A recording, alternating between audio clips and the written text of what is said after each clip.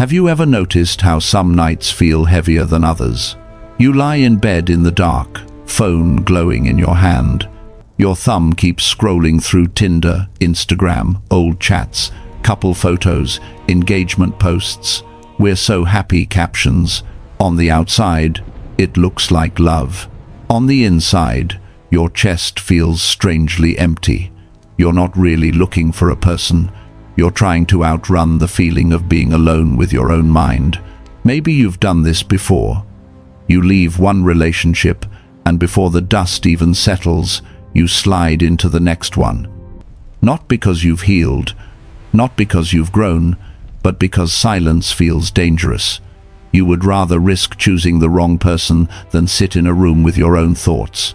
What if what you call love is sometimes just fear of being alone? And if, tomorrow morning, every relationship in your life disappeared, would you still know how to stand with yourself, or would you collapse? Marcus Aurelius wrote, "Very little is needed to make a happy life. It is all within yourself." The Stoics didn't chase relationships to feel complete. They built a foundation inside first, then chose who to share it with. To them, love is not an escape from yourself. It is an act of two whole people walking side by side. This episode is not anti-love. I'm not telling you to lock your heart forever or pretend you don't care. What we're doing is something much more radical, using your single season as a Stoic boot camp, a time to train your self-mastery, your freedom, and your sense of wholeness.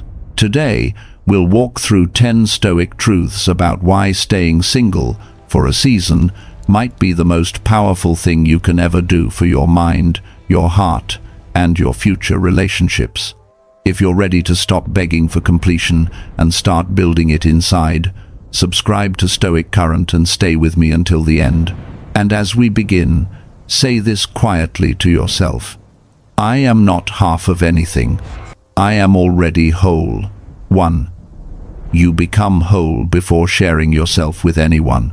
Let's start with the hardest lie most of us are taught from childhood, that somewhere out there is your other half. Movies, songs, even family conversations repeat the same script and carry the same quiet accusation. Until you're partnered, you're unfinished. So you walk into love with an invisible caption over your head. Fix me, complete me, make my life finally make sense. You're not entering a partnership, you're applying for rescue. When you believe you are incomplete, you don't really look at the other person. You don't ask, are we compatible? Do our values align? You only ask, will they choose me? Will they stay? But here's the truth. The Stoics understood long before self-help culture existed. No one is coming to complete you, and no one is supposed to. Marcus Aurelius wrote, "Very little is needed to make a happy life. It is all within yourself." He didn't say, within your soulmate, or within the right relationship. He said it's already inside you. To a Stoic, single seasons are not empty gaps between relationships. They are construction time. Imagine your inner life as a house being built. The foundation is your values and character. The walls are your boundaries and self-respect.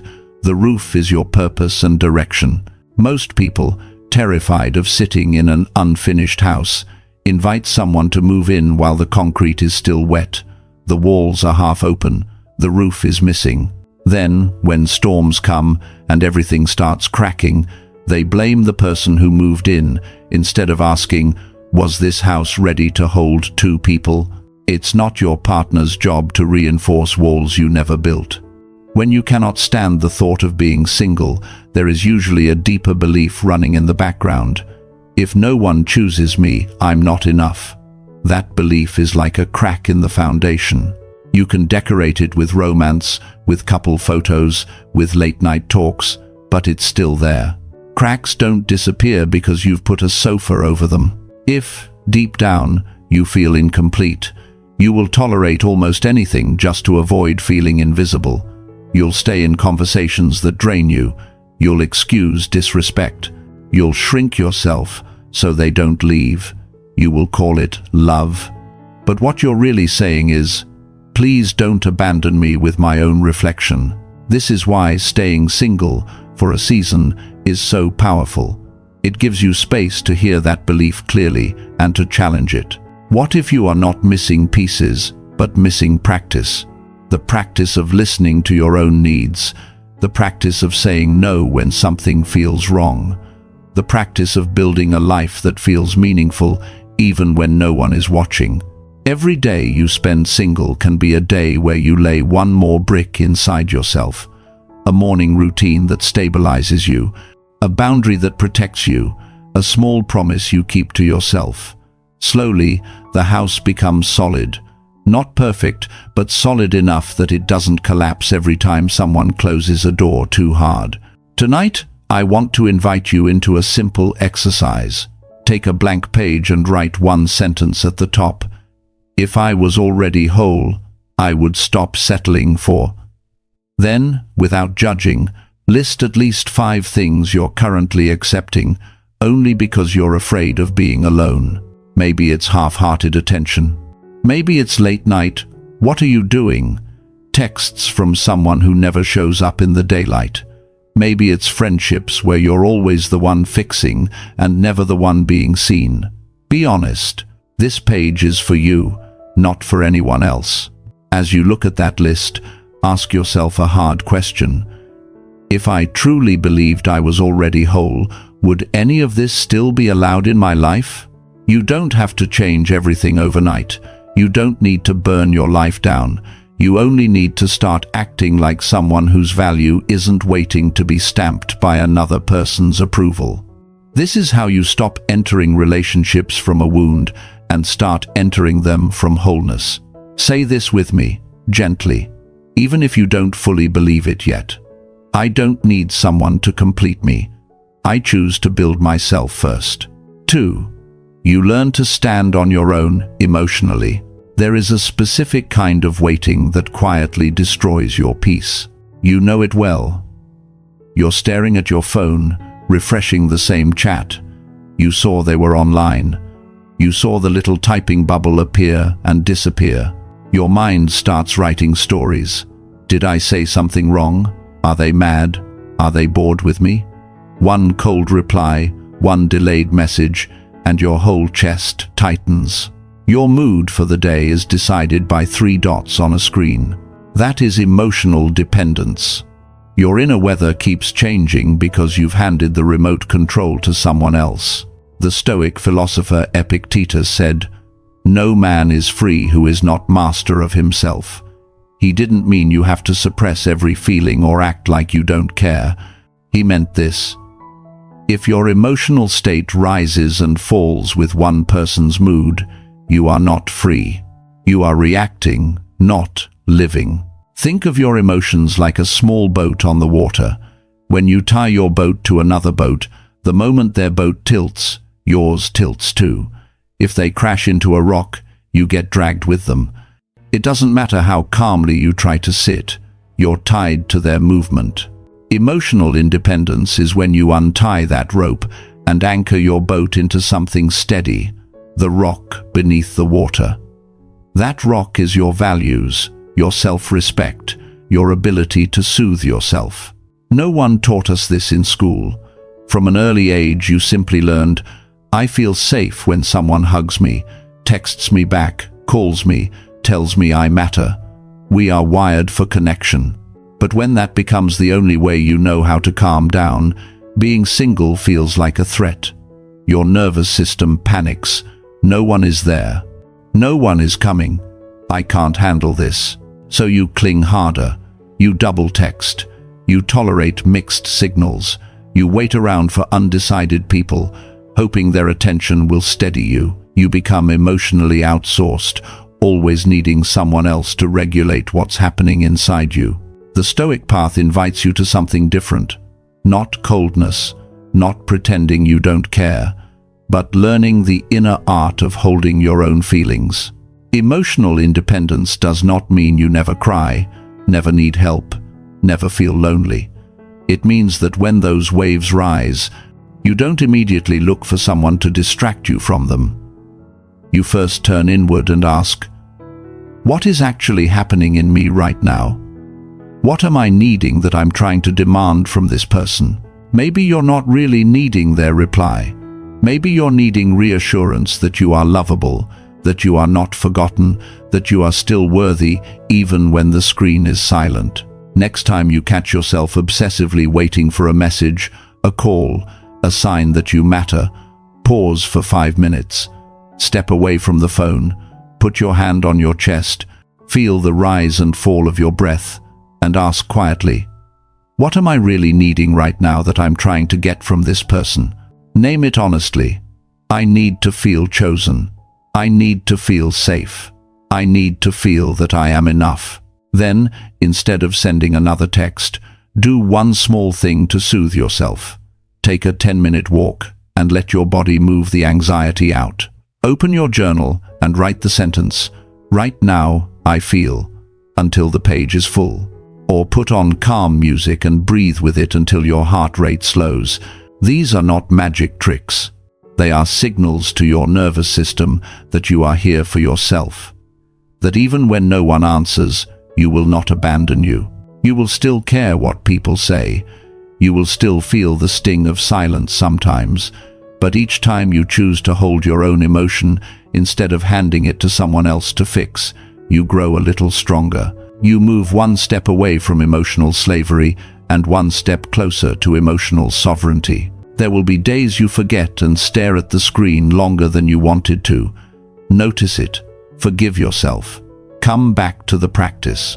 Repeat this sentence to yourself until it starts to sink in. My feelings are my responsibility. I can hold myself. 3. You forge self-mastery without constant distractions. One of the quietest costs of the wrong relationship isn't heartbreak, it's lost focus. Think about how many days you've lived with your mind completely hijacked by one person, a whole morning ruined because of a short, cold text, an afternoon wasted replaying an argument from last night, a work session destroyed because you're checking your phone every 5 minutes to see if they've cooled down yet.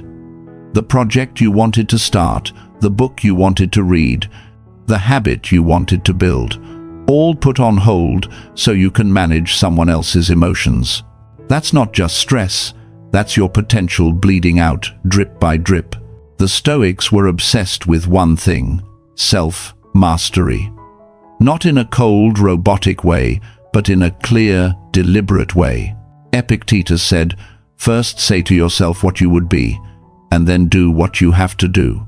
In other words, decide who you want to become, and then protect the actions that shape that person.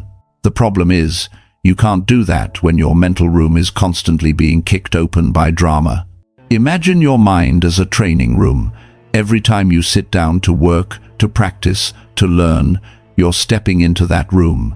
But if every 5 minutes someone slams the door open with a complaint, a guilt trip, a passive-aggressive message, you never get a real workout in. You lift one mental weight, then drop everything to answer a text. You take one deep focus rep, then check your notifications. You leave the gym exhausted but not stronger, busy all day but not built.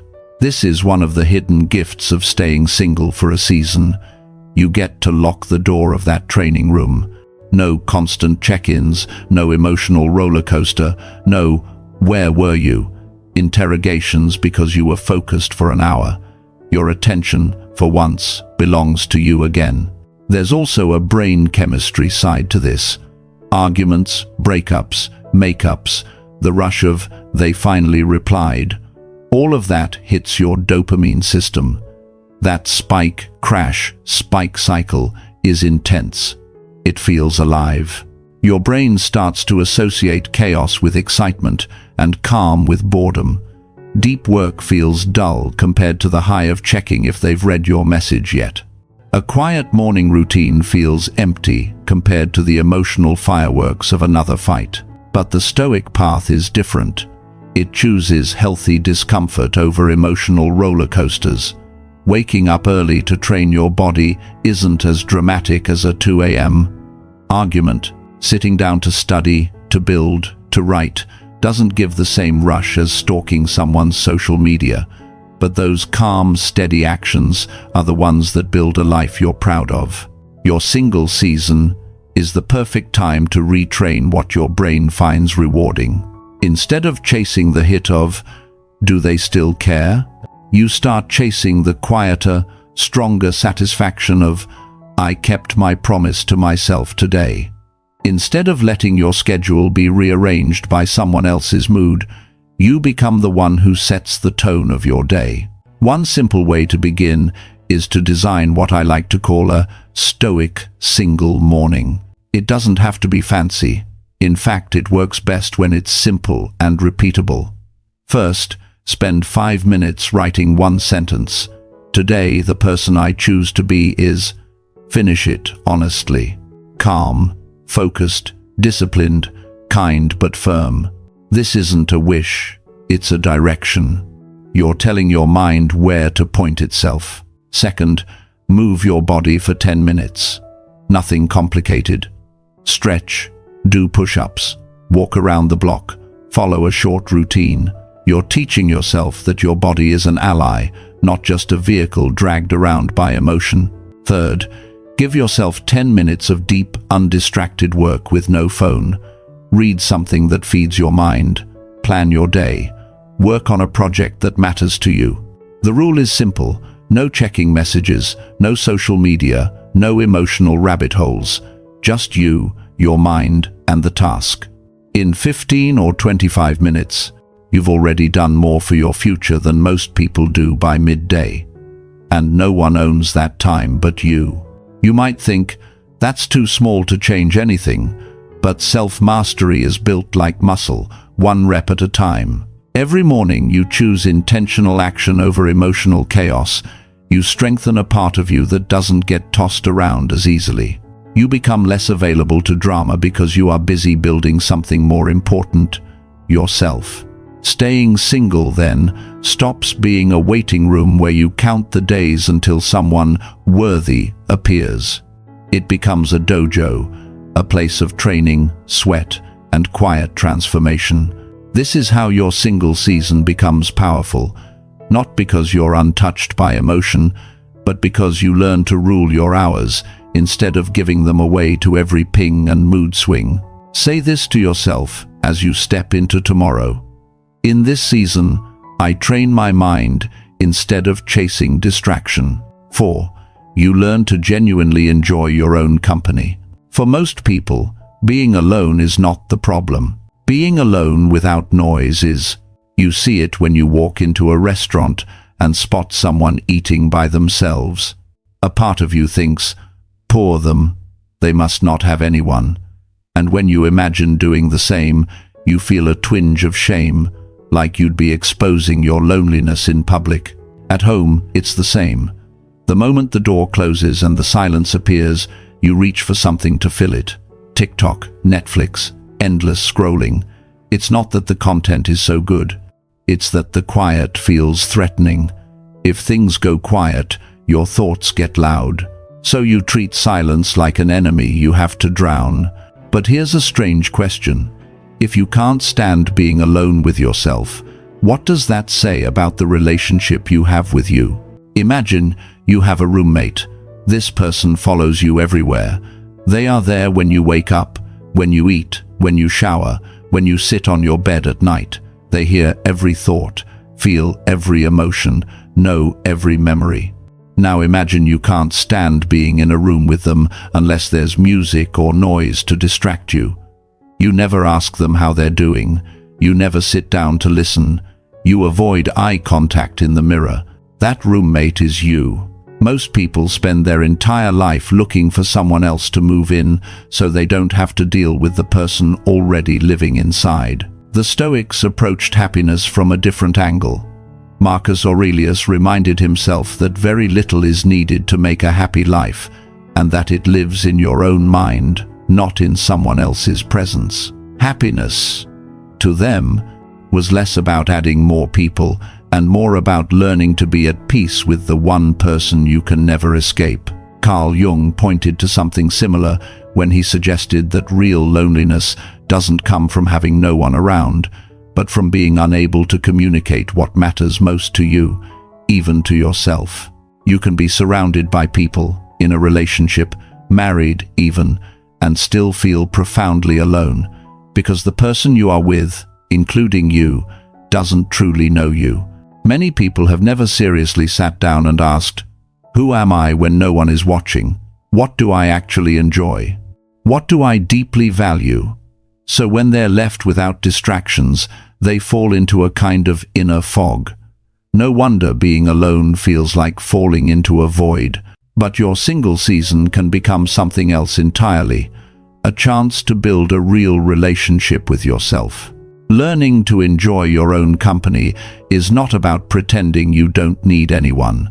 It's about discovering that you are not a boring, empty person who needs others to be interesting. There is depth in you that you've never taken the time to explore. Think about the last time you were alone and it actually felt good. Maybe it was a quiet walk where the air felt clean and your thoughts untangled themselves. Maybe it was an afternoon reading a book that made you feel seen. Maybe it was a night where you cooked for yourself, as if you were a guest worth caring for. Those moments weren't accidents. They were glimpses of what it feels like when you stop running from your own presence. So how do you train this? Start small. Once a week, schedule what I'll call a solo date with yourself. Nothing grand or dramatic. Just choose one simple activity you would normally want to share with someone else. Going to a cafe, watching a movie, walking in a park, visiting a bookstore. And do it deliberately alone, not as a punishment, but as a practice. Leave your phone in your bag for stretches of time. Notice the details, the taste of the coffee, the way light hits the street, the feeling of your own breathing slowing down. Treat yourself with the same quiet attentiveness you would give someone you care about. When you come back, open a notebook and write 10 sentences that begin with, I noticed about myself that. I noticed about myself that I relax when I'm near trees. I noticed about myself that I feel less anxious when I walk slowly. I noticed about myself that I like watching people, but I also like not being seen. You're not trying to impress anyone with this. You're simply getting to know the person who lives behind your eyes. Over time, something subtle will shift. Eating alone will stop feeling like a public declaration of failure and start feeling like freedom. Quiet evenings will feel less like an empty waiting room and more like a chance to read, to create, to rest, to think. You will begin to realize that your own company is not a punishment, but a resource. This is how you stop being a stranger in your own life. Say this gently to yourself, as if you're speaking to a friend you're finally learning to understand. I am learning to be at home in my own presence. 5. You grow unshakable through solitude. There is a particular kind of silence that hurts the most. It's not the silence in a library or during a meditation session. It's the silence on a Friday night when your feed is full of couples, clinking glasses, group selfies under neon lights, my person captions, and you're sitting in a dim room with nothing but the glow of your screen. Your brain doesn't just see pictures. It tells a story. They're living. I'm left over. I'm behind. Something is wrong with me. That story is not about the photos. It's about your deepest fear. Being left behind, being abandoned, being the one nobody chooses when life gets loud. Most people deal with that fear by running from solitude. The moment they feel it, they grab their phone, swipe for a new match, go back to an ex, or stay in a half-dead situationship just so they don't have to sit in a room alone. They think a warm body next to them will cure the cold inside. But here's the painful truth. You can be in a crowded room, even in a relationship, and still feel completely abandoned if you've never learned how to stand with yourself. The Stoics had a different relationship with being alone. Marcus Aurelius wrote, "Nowhere you can go is more peaceful, more free of interruptions than your own soul." He wasn't saying you'll never feel discomfort inside. He was saying that beneath the noise and fear, There is a place in you that can become the calmest room you know. Solitude, for a Stoic, is not exile. It is an inner retreat. Think of solitude like a high-pressure chamber where steel is forged. No one pretends it's cozy in there. It's hot, intense, and uncomfortable. But it's in that environment that metal becomes something unbreakable. Most people only want the comfort of a warm blanket, not the pressure of the forge. They avoid the chamber of solitude and wonder why they break so easily when life gets rough. The fear of abandonment is ancient. Maybe you learned as a child that love could leave at any moment. Maybe someone important walked away, emotionally or physically, and a part of you decided, never again. I will always have someone, no matter what it costs me. You accept almost love, almost respect, almost honesty, as long as it keeps you from being alone on nights like this. But here is the paradox. The more you run from solitude, the more fragile you remain. Every breakup feels like the end of the world because you have never actually tested the belief, I can survive by myself. Every quiet night feels like proof that you are unlovable instead of proof that you are alive and still growing. Solitude, when you choose it with intention, starts to rewrite that script. It begins very simply. One night a week, you decide not to escape yourself. You turn off notifications. You put your phone in another room. No music to drown everything out. No endless scrolling to numb the ache. Just you, your breathing, and 20 minutes of honest presence. You sit. You feel the restlessness rise. You notice the stories your mind tells. This is pathetic. Everyone else is having fun. You're going to be alone forever. Instead of believing them, you watch them. You don't have to like it. You don't have to feel peaceful. You just have to stay. You sit through the waves as if you're watching a storm from inside a safe house. Your heart races. Your thoughts shout. And yet, nothing actually happens. The clock keeps moving. Your lungs keep working. The world does not end.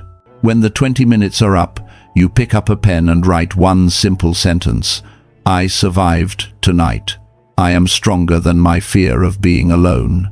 It might feel cheesy the first time. You might not believe it fully. But each week you repeat this practice, something inside you begins to shift. Your nervous system learns, being alone did not kill me. Your mind learns, the story I told myself was not the full truth. Your heart learns, I can be here for me. Slowly, the silence that once felt like a prison starts to feel different. It's still quiet, but now there's a hint of safety in it. You realize you don't need constant noise to prove that you're alive. You don't need a stream of messages to prove that you matter. You start to carry a new kind of confidence. The confidence of someone who has faced their own night and walked out the other side. Will it still sting sometimes when you see other people together? Of course, you are human.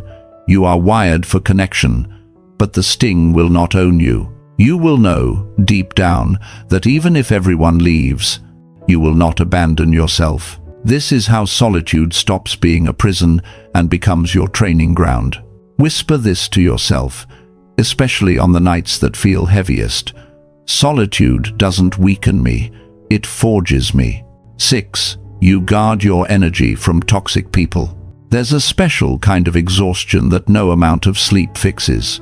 You feel it when you wake up already tense, checking your phone before your feet even touch the floor. Did they message? Are they cold? Did you accidentally make them mad?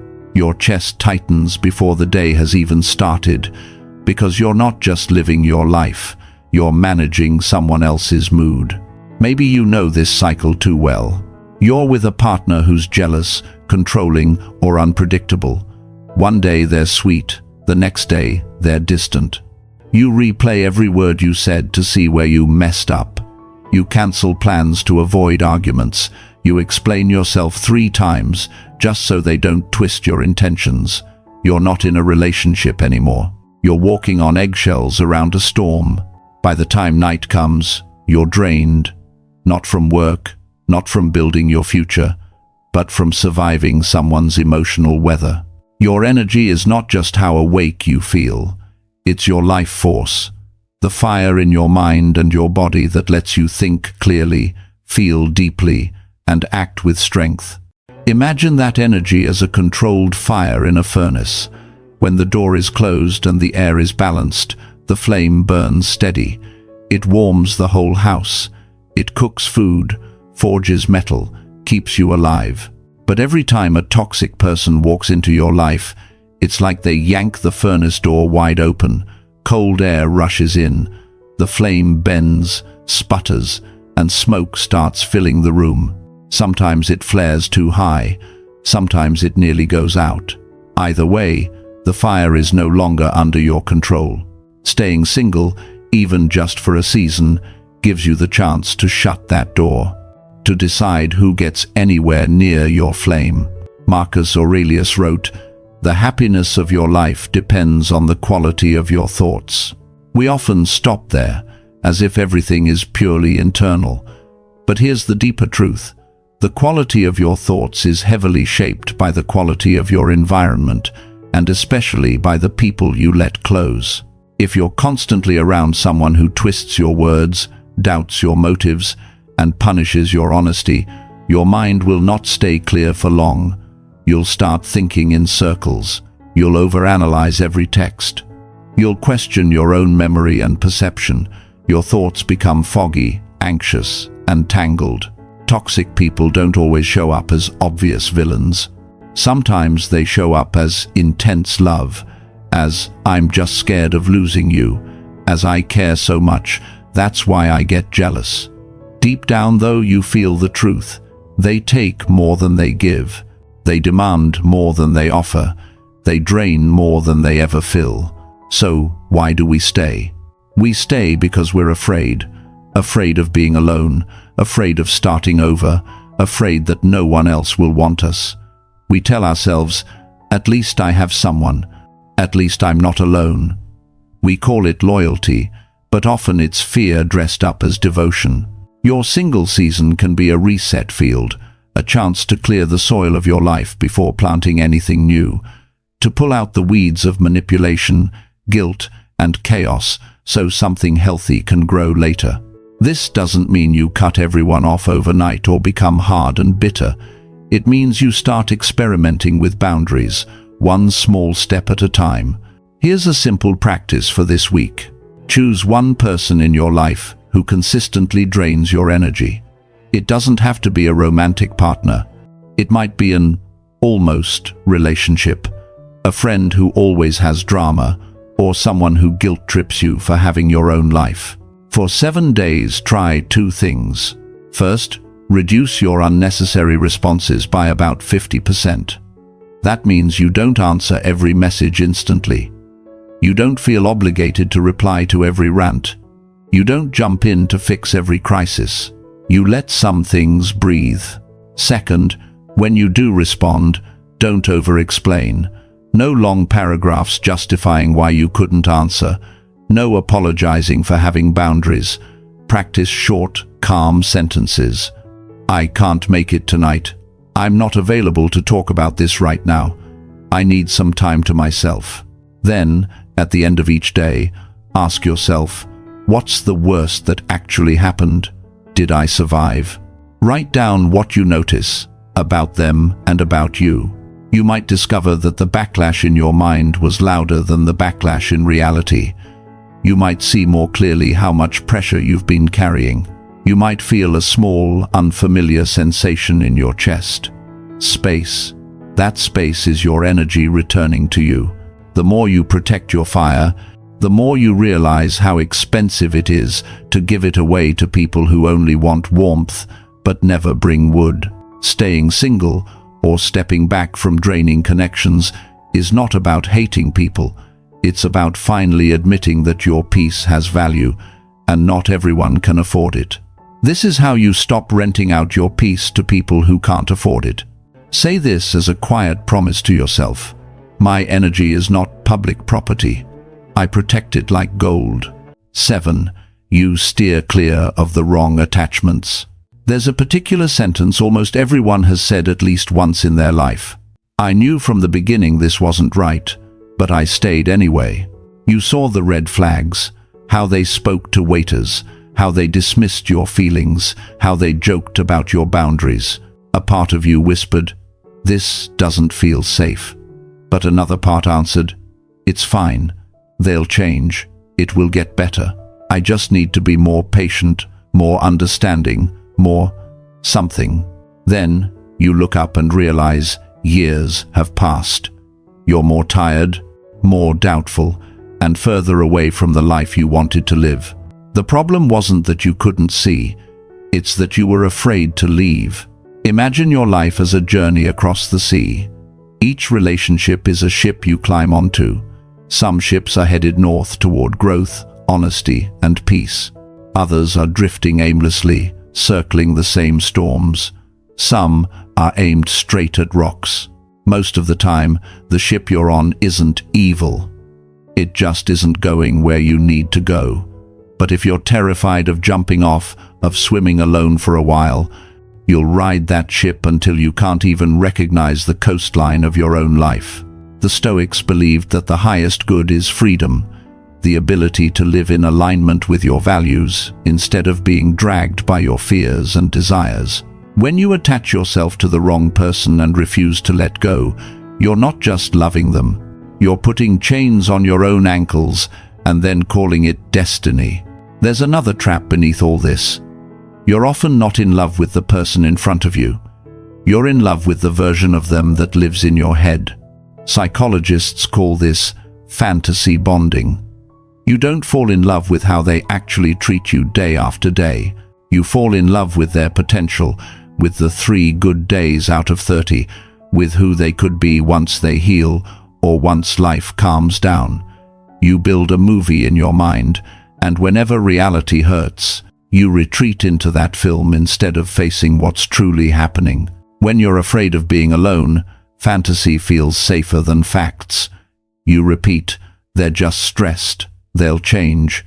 We've been through so much together," while your body keeps screaming, "This is costing us too much." Staying single breaks that spell. Distance gives you clarity. Without the constant emotional noise, you can finally ask simple but powerful questions. Do they respect my boundaries? Do I feel more peaceful or more anxious around them? Do I like who I become when I'm with them? Do they encourage my growth or punish it? These questions are what I call a Stoic filter. The Stoics didn't just ask, "Does this feel good right now?" They asked, "Does this help me live in virtue, with courage, wisdom, justice, and self-control?" You can use that same lens for any new relationship or situationship in your life. Here's a practical exercise for this season. Sit down with a notebook and create your own 5-question Stoic filter for relationships. You can borrow some of these to start. 1. Are they helping me grow in virtue or pulling me away from it? 2. Do I like who I am when I'm with them? 3. Do they respect my no without punishing me for it? 4. Do my dreams shrink or expand in their presence? 5. Would I advise my closest friend to stay in the same dynamic I'm in with this person? Write your 5 questions clearly. Keep them somewhere you'll actually see them, in your notes app, on your wall, in your journal. Then make yourself a promise. The next time someone new enters your life, they don't get a free pass just because they're charming, lonely like you, or giving you attention. They have to go through the filter. Not just once in your head when you're already attached, but early, repeatedly, and honestly. You may feel resistance rise.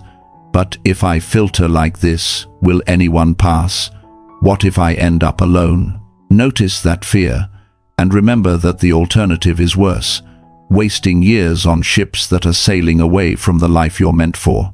Staying single for a season doesn't mean you shut your heart off. It means you refuse to call chains soulmates. It means you love yourself enough to wait for connections that don't demand you break yourself to fit. You are not desperate cargo, grateful for any deck that will hold you. You are the captain of your own journey. You choose which ships you board. This is how you stop calling chains soulmates. Say this as a quiet standard for your life. I would rather walk alone than be tied to the wrong person. 8. You can pour your focus into your mission, not people-pleasing. One of the most painful realizations as an adult is this: you didn't just lose time in the wrong relationship, you lost pieces of your purpose. Think back for a moment. How many times have you put down a book you wanted to read, turned down a class you wanted to take, or quietly killed a project that excited you because they didn't like it? Maybe you had an opportunity to move to a new city, to take a promotion, to work late on something that mattered deeply to you, but you saw the look on their face, the sigh, the "do you really have to?" the "I feel like you care more about work than me." Slowly, your life stopped being about what you were here to build and became about keeping other people okay with you. That is not love. That is self-abandonment dressed up as loyalty. Picture your life as a marathon. There is a path only you can run. Your talents, your values, your experiences, your unique combination of strengths and scars. Along the sides of that path are people watching. Some cheer, some criticize, some are too busy on their phones to notice. If you spend the whole race constantly turning around to check, are they clapping? Do they approve? Do they think I'm running the right way? You will trip over your own feet. The Stoic doesn't run for applause. The Stoic runs because the road itself is their calling. Marcus Aurelius wrote, "A man's true delight is to do the things he was made for." He didn't say, "A man's true delight is to make sure everyone around him is comfortable with his path." Your deepest satisfaction will never come from being liked. It will come from knowing you are doing the work your soul was built to do. But many of us were trained differently from the beginning. As children, love often felt conditional. You were praised when you were good, when you obeyed, when you didn't rock the boat. You learned that approval equals safety. You might have heard, "I'm proud of you," only when your actions matched what others wanted. So your nervous system wired this program: if I please people, I'm safe. If I disappoint them, I'm in danger. Fast forward into adulthood, and you carry that script into relationships without even realizing it. You don't just ask, "What do I want?" You ask, "What will keep them from leaving? What will make them think well of me?" You delay your mission, your ideas, your calling, because somewhere inside you, the little child still believes, "I am loved when I don't cause trouble." Staying single for a season gives you a rare chance to rewrite that script. Without a partner's expectations constantly in your ear, you can finally hear a different question. What was I made to build? Not, how can I keep them happy? Not, how can I be more likable? But, what is the work that, when I do it, makes me feel deeply alive and aligned, even if no one is watching? Your mission doesn't have to be grand or glamorous. It might be creating art, raising kind children, building a business, healing others, solving complex problems, teaching, writing, serving your community. It's not about the size. It's about the honesty. When you're single, you have the mental and emotional room to pour yourself into that mission without constantly negotiating your time, your ambition, or your hunger. Here's a simple weekly practice to keep you anchored. Once a week, maybe on a Sunday evening, sit down with your journal and answer 3 questions. First, what mattered most to me this week? Don't just list tasks. Name the moments where you felt aligned, where your actions matched your deeper values. Second, where did I betray my mission to please someone? Be brutally honest, but not cruel. Did you say yes to something that pulled you away from your path just so someone wouldn't be upset? Did you hide your true opinion to avoid conflict? Did you downplay your dreams so you wouldn't make someone uncomfortable? Third, what's one small step next week that honors my mission? Not 10 steps, not a whole life overhaul, just one concrete action. Sending an email, studying for an hour, waking up earlier, spending an evening working instead of numbing out, signing up for the class, making the call. Over time, these small steps accumulate into something powerful, a life that is shaped by purpose, not by pressure. You will still care about people, you will still love, still compromise sometimes, still listen. But the center of your life will shift. Instead of orbiting around keeping everyone happy, others will begin to orbit around the steady gravity of a person who knows why they're here. Some people won't like this new you. They may call you selfish, cold, obsessed. That's okay. The Stoics knew that living in alignment with your nature would sometimes cost you approval. Epictetus even warned that if you truly commit to growth, you should expect to be misunderstood. But the alternative is far worse. Reaching the end of your life and realizing you spent it trying to be likable instead of useful. This is how you stop wasting your life being likable and start using it to be useful. Remind yourself, especially when guilt and people-pleasing rise up, my life's mission is not negotiable. I am allowed to protect it. 9. You fully own your time. There's a subtle kind of heartbreak most people never name. It's not the breakup. It's looking back at months or years of your life and realizing how many evenings, weekends, and mornings were quietly stolen by arguments that went nowhere, by drama that didn't need to exist, by plans you never really chose.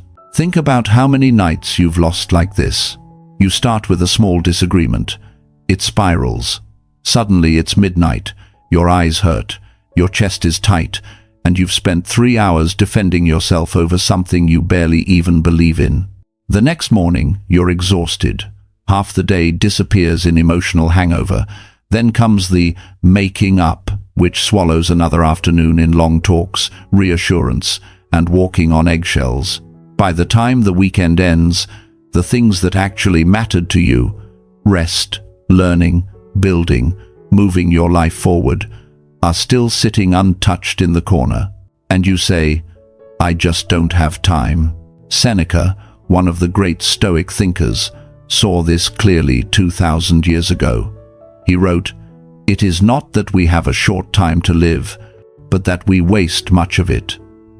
We like to tell ourselves that life is too short, but often the brutal truth is this: life is long enough. We're just giving huge chunks of it to things that drain us instead of build us. Time is like a bank account that can only go down. No deposits, only withdrawals. Every day, you wake up with a fixed balance of hours. When you spend those hours in pointless arguments, in fake peace, in endless explaining and re-explaining yourself to someone who doesn't really want to understand you, it's like wiring your money to someone who never pays you back. You are not just losing minutes, you're losing the chance to become who you could have been in those minutes. One of the biggest illusions that keeps us stuck is fake productivity. You feel busy all the time, so you think you're living fully. Your messages are full, your calendar is full, your brain is full. But look closer. What are you full of? You might be constantly busy with other people's emergencies, other people's insecurities, other people's chaos. You become the emotional firefighter in everyone else's life, always putting out fires, always being there, always sacrificing your plans just this once, until just this once becomes your entire lifestyle.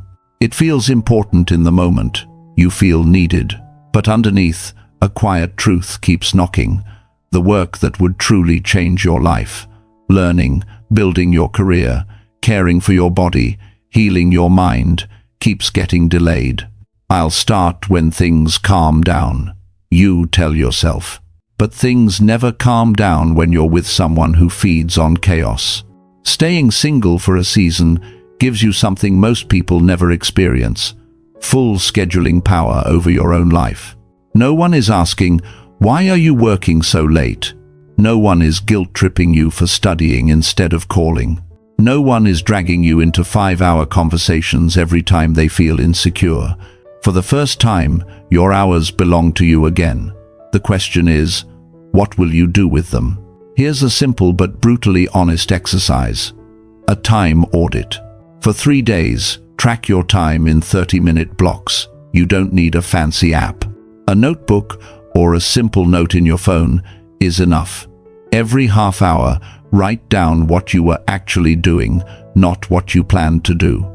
At the end of each day, go through and highlight or mark every block that was spent putting out fires for someone else, calming them down after they exploded, listening to yet another rant that never leads to change, arguing in circles, over-explaining yourself, scrolling mindlessly afterward because you were too drained to do anything real.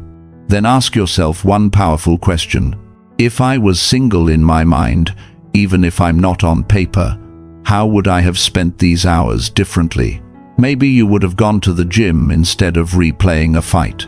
Maybe you would have read for 30 minutes instead of waiting by the phone. Maybe you would have worked on that side project, taken that online course, called a friend who actually lifts you up.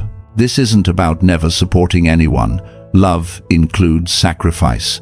But there is a difference between standing by someone occasionally in a storm and living permanently inside their storm system. Owning your time means you start seeing your days for what they are: finite, precious, and non-refundable. From a Stoic perspective, each hour is an opportunity to practice your virtues: courage, wisdom, self-discipline, justice. When you give that hour away to empty conflict, you're not just losing time. You're losing a chance to grow more fully into the person you're capable of becoming. Your single season, or simply your decision to reclaim your schedule, allows you to redirect your hours toward what truly matters: your health, your learning, your craft, your relationships that are actually mutual, your inner peace.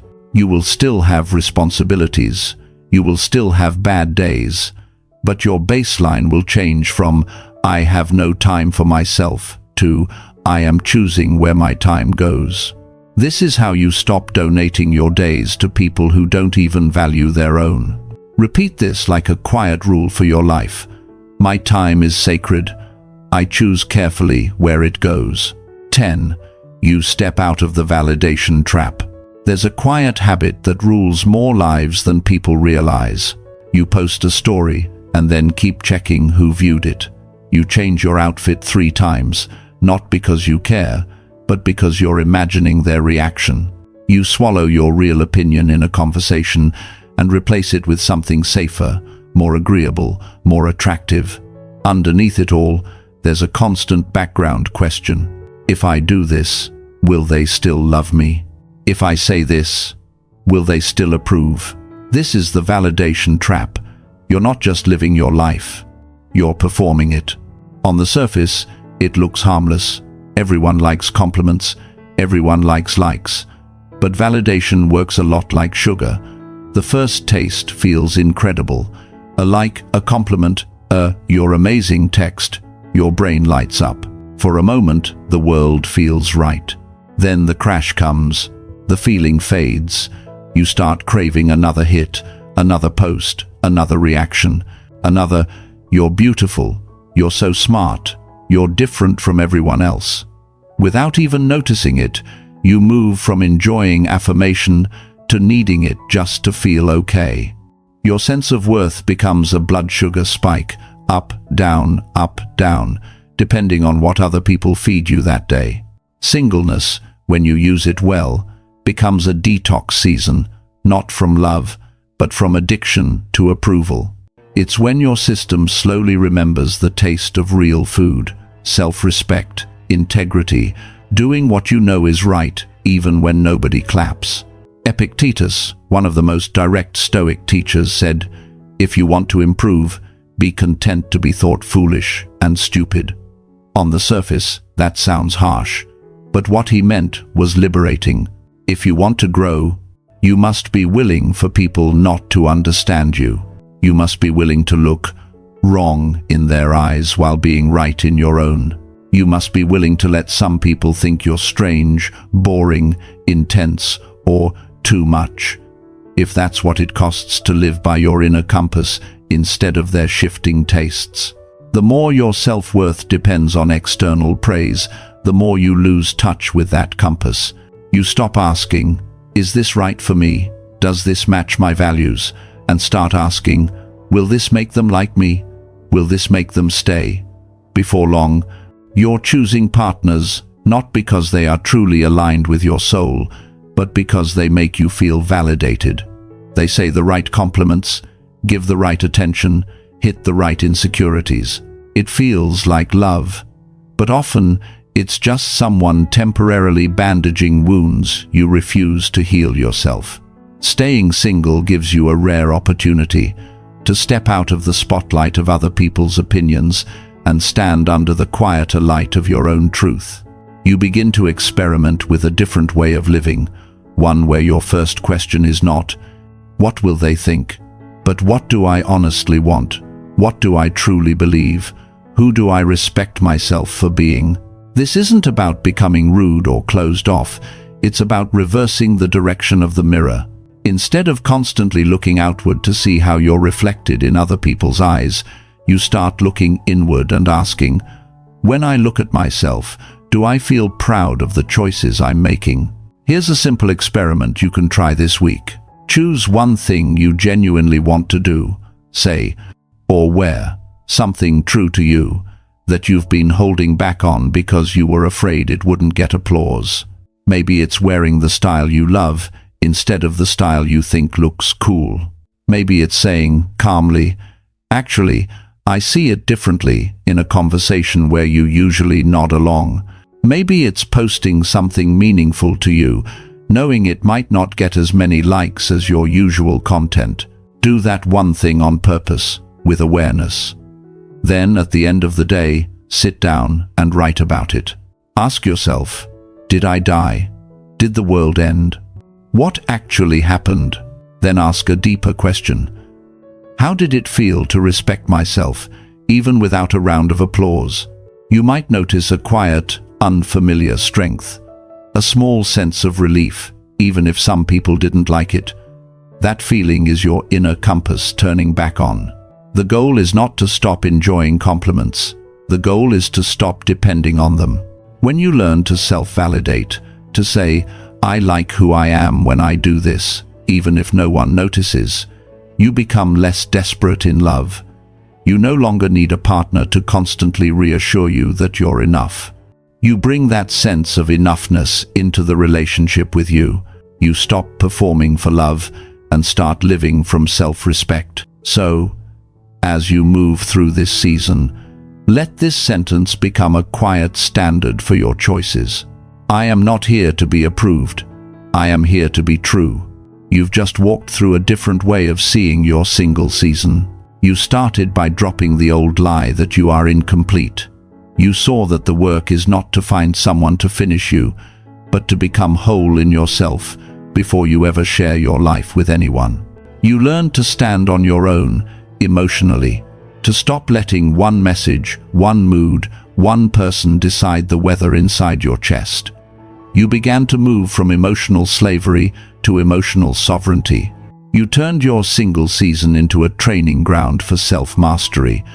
Instead of letting drama and distraction own your attention, you started using your mornings, your habits, your discipline to quietly build a stronger mind. You learned to enjoy your own presence, not as a consolation prize, but as a real source of peace.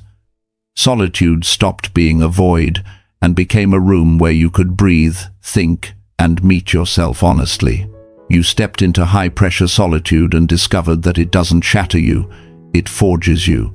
Night after night, you proved to yourself, "I can survive this. I can even grow here."